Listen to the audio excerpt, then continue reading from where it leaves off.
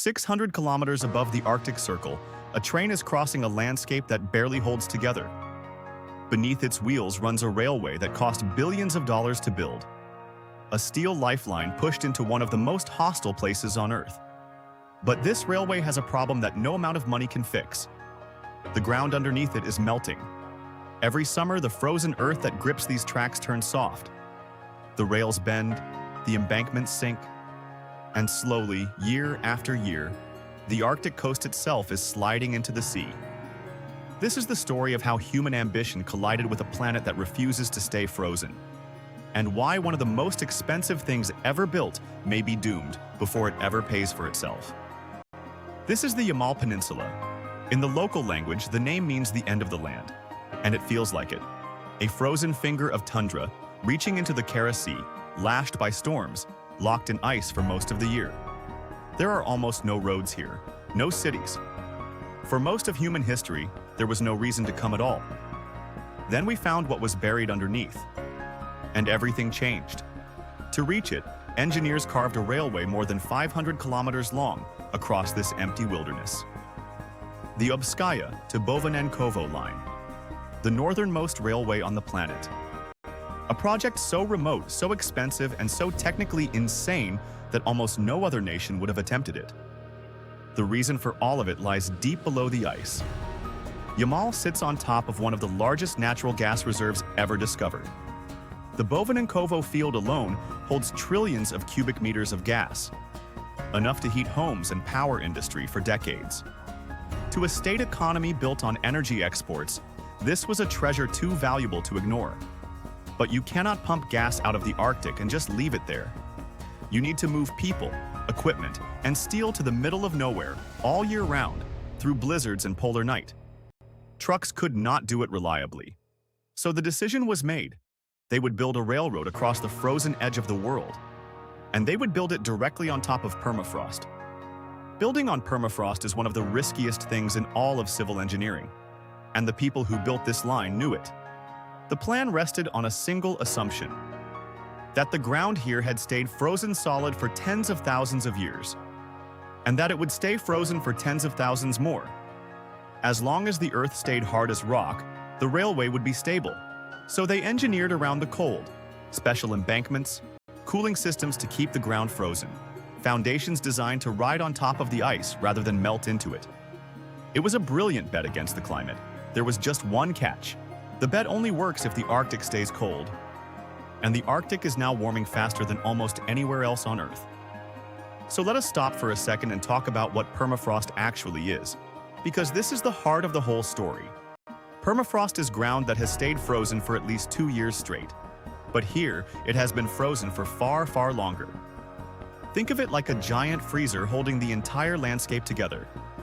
The soil, the rock, even ancient water, all locked in place by ice. And like any freezer, it only works while the power stays on. Turn the cold off and everything inside begins to soften. Now imagine building a railway on top of that freezer. And then imagine someone slowly unplugging it. That is exactly what is happening now. As global temperatures climb, the permafrost is thawing from the top down. And when that frozen ground melts, it does not just get a little wet. It turns to mush. Solid earth that once held the weight of trains becomes soft, unstable slurry. The ground sinks. It cracks open. It collapses into giant pits called thaw slumps that swallow everything above them. Hillsides liquefy and slide. Lakes drain overnight. The flat, dependable surface the engineers trusted is now shifting under their feet. And the deeper the thaw goes, the worse it gets. Because there is more ice underground here than almost anyone expected. For a railway, this is a nightmare. Train tracks demand precision. They must stay almost perfectly straight and perfectly level, or trains cannot run safely. But thawing permafrost does not respect precision. As the ground softens unevenly, sections of the line sink while others stay high. The embankments slump. The steel twists. Tracks that were laid arrow straight begin to ripple and bend like a ribbon. Maintenance crews are now fighting a war they can never fully win. Every summer, the ground gives way somewhere new. Every summer, they rush to lift, level, and rebuild before the next train arrives.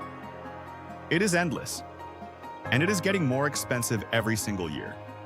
But the tracks are only part of it. The entire edge of the continent is falling apart. Across the Arctic, the coastline is made of frozen ground bound together by ice. As that ice melts, the warming sea eats into the land. Waves carve away at cliffs that used to be solid as stone, and huge sections collapse into the water. Scientists estimate that across the Arctic, hundreds of square kilometers of land are being lost to the ocean every single year. Entire shorelines are retreating inland.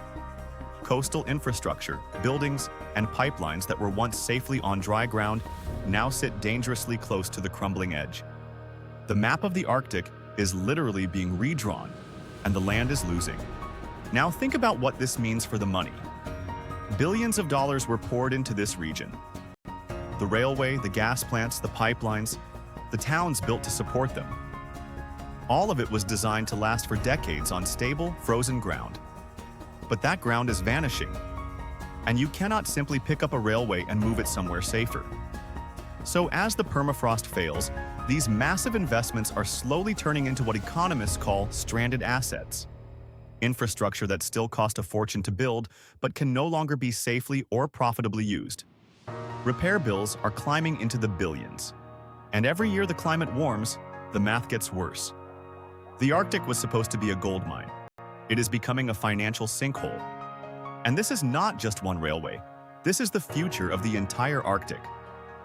Across the far north, millions of people live and work on permafrost.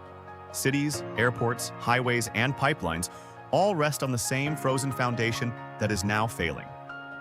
Studies warn that within a few decades, a huge share of Arctic infrastructure could be damaged by thaw. The railway on Yamal is simply one of the first and clearest warnings. A multi-billion-dollar lesson in what happens when we build permanent things on ground that was never meant to stay still. We assumed the cold would last forever. It will not. There is something almost humbling about standing here. We spent decades and billions of dollars trying to conquer the Arctic. We crossed the end of the land with steel and engineering and sheer determination. And for a while, it worked. But the planet is now answering back in a language money cannot argue with. The ground is melting, the coast is retreating, and the most expensive railway ever pushed into the ice is slowly being pulled apart by the very thing it was built to defeat. This was never just a battle against the cold. It was a bet that the world would stay the same. And that is one bet we are quietly, steadily losing.